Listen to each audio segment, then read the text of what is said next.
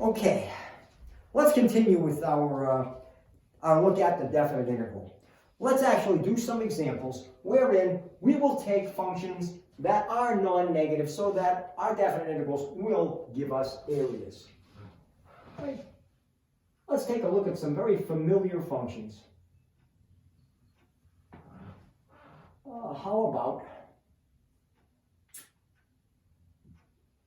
the function y equals x squared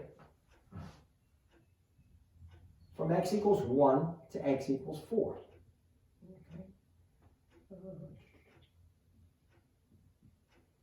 We can see very clearly that over that interval from 1 to 4,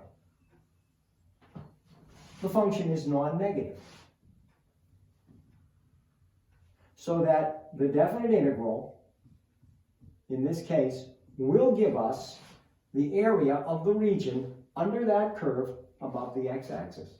And so finding that area would simply be a matter of taking the definite integral from 1 to 4 of x squared dx.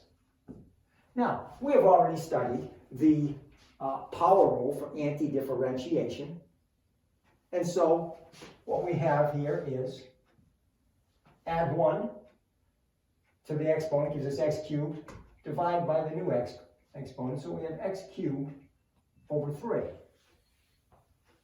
from 1 to 4.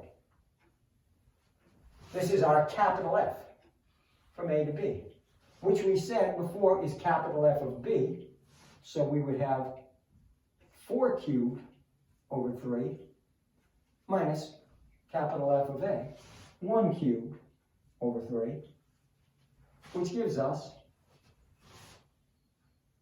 64 over 3 minus 1 over 3, which is 63 over 3, which is 21. And that 21, unless I've made an arithmetic error, should be the area under that curve. Now, remember in the last lesson we also introduced the concept of the average value. The average value of y. Well, in this case, the average value of this function over the interval from 1 to 4 would be this definite integral times 1 over b minus a.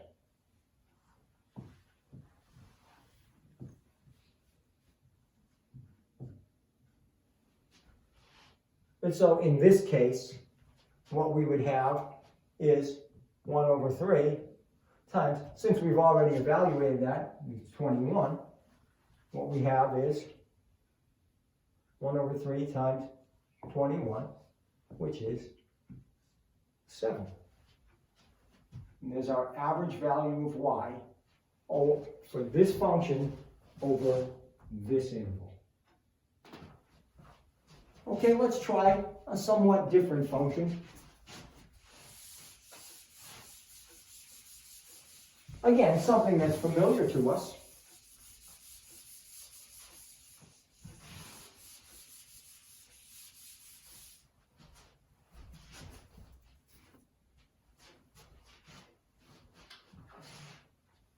Let's take the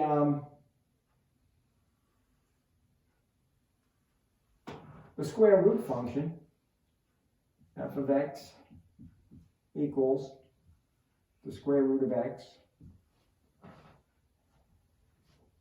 And we know some points on there.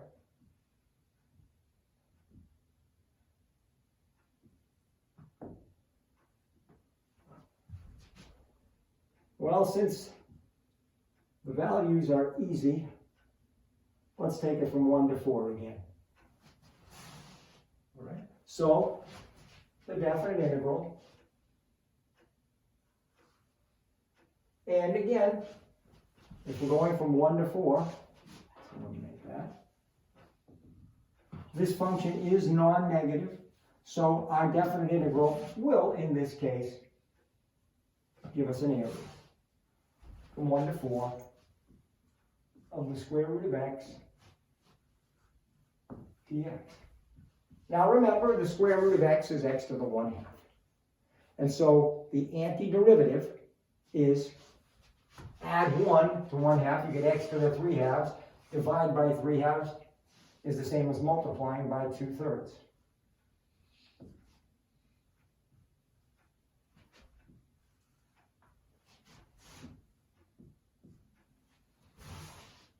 Okay, so what we have here is, and we could pull the 2/3 out as well. It's a constant multiple, and just evaluate x to the 3/2 from 1 to 4. But in any case, we don't have to. Well, 4 to the 3/2 is 4 to the 1/2, 2 cubed. So 2/3, 2 cubed is 8. Did I say that? I'm not even sure. All right, 4 to the 3/2 is 4 to the 1/2, which is 2 cubed is 8. 8 times 2/3 is 16/3. 1 to the 3/2 is 1. So we have 16/3 minus 2/3, which is 14 over 3. And there is our area. That is the definite integral, and it happens to be the area of this region. But again, only because the function is non-negative there.